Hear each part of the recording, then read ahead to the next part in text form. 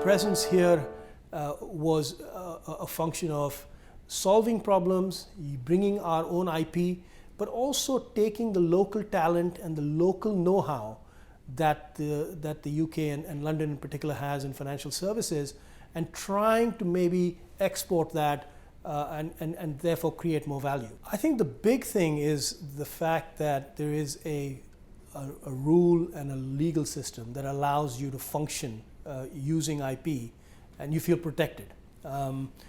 The other, of course, matter is the whole thing about synergy with the English language, the fact that we're very comfortable with the cultural heritage that we enjoy with the Brits out of India.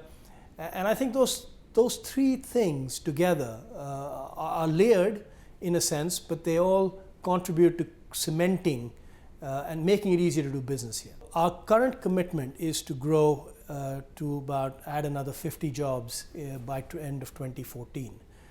This is something we've committed in writing with a business plan.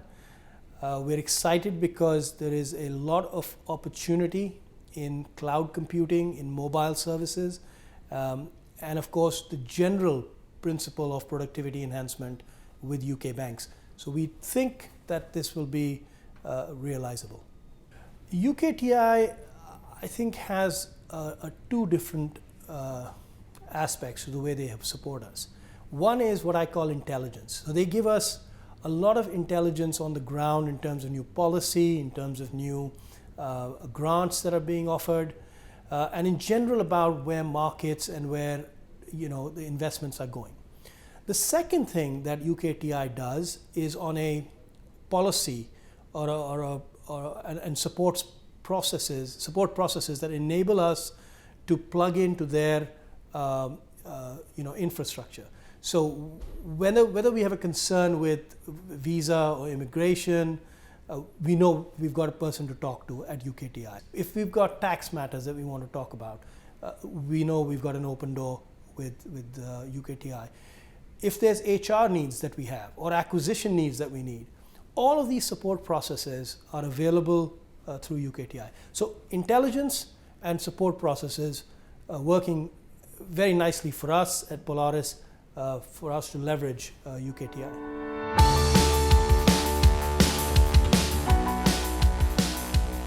We've been here since 1975. We've grown exponentially. We are probably the torchbearer for the group for our presence in the UK. TCS itself today works for probably 30 of the 100 FTSE companies. We are ingrained into the technology and IT as far as the UK economy is concerned. As a group, again, we have a significant presence. I mean, everyone's aware of the fact that we acquired Chorus, we acquired Jaguar, we owned Tetley for a while. So clearly a very major market for us, a market that's worked very well for us. We have significant investments. More than 45% of the group's turnover comes from the UK. So very, very significant destination for us. It's been open, it's been fair. On many forums, when I was asked to make a comparison, I've always said the UK and the Singapore, at least from our business point of view, has been the most open, free, fair area to work in. There's always dialogue, whether it's movement of people, whether it's taxation, issues of that nature. So clearly a very, very open, inviting, and a destination that we've enjoyed being in and hope to continue to enjoy being in and grow in.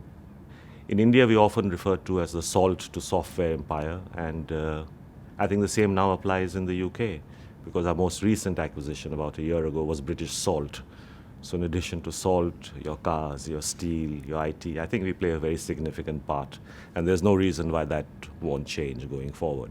And all our businesses will invest, all our businesses will expand, so we're pretty optimistic about what we do here and what we'll do here in the future. Obviously, when you run a business, it's not just plain sailing. There are issues around movement of people, there are issues around taxations, there's issue around investment, there's issue around government policy, what is the approach to manufacturing. And I think on most of those occasions and in most of those areas, we reach out to UKTI and we have a fantastic partnership with them.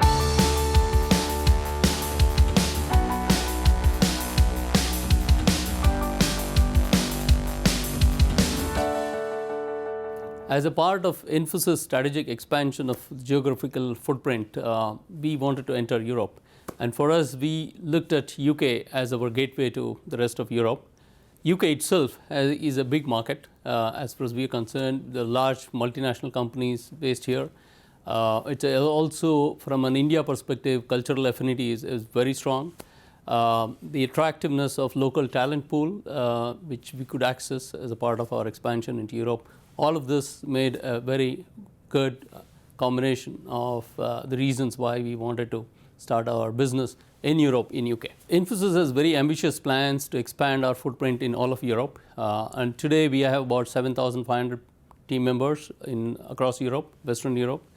We plan to expand that significantly. Today, the revenue contribution of Europe is about 23% of our global revenues come from Europe, and UK contributes to roughly 50% of our European revenues, which is significant. But we have ambitious plans to take this 24% of our global business to more than 30%. And that's the footprint we have. In that context, we continue to make investments in Europe and in UK. We are currently listed in the US, we are listed in India. In the next couple of weeks, we plan to list in London as well as in Paris. So this is a part of our global expansion of our footprint, and Europe plays a very central role, and particularly UK in that context is very important to us. I'm very happy to say that UKTI has been very helpful. Initially, when we arrived in UK, it helped us to set up our footprint here. We were looking for office space, we were looking for the dialogue with the government, and that helped a lot. And as the relationship has evolved, we have had a continuous dialogue with the government bodies, with the trade bodies, as well as with immigration. And this dialogue has helped us to not only understand the local governance better, but also to make sure that we influence a part of the government decision making through UKTI.